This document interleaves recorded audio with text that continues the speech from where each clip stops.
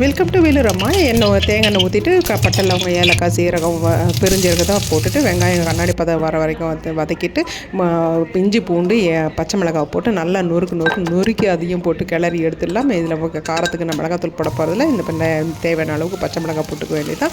இது நல்லா கிளந்த பிறகு உப்பும் மஞ்சத்தூளும் போட்டு கலந்துட்டு இது கூட சிக்கன் பொடியை கட் பண்ணி வச்சுருக்கேன், அதையும் போட்டு நல்லா ஒரு கிளறிட்டு அது கூட அன்னமும் அந்த உருளைக்கிழங்கு பாயில் பண்ணி வச்சுருக்கேன் அதையும் போட்டு ஒரு கிளறிட்டு குக் ஆன பிறகு அது கூட கரம் மசாலாவும் தனியாத்தூள் மட்டும்தான் போட போகிறோம். காஷ்மீரி மிளகாத்தூள் இந்த கலருக்காக போட போகிறோம்.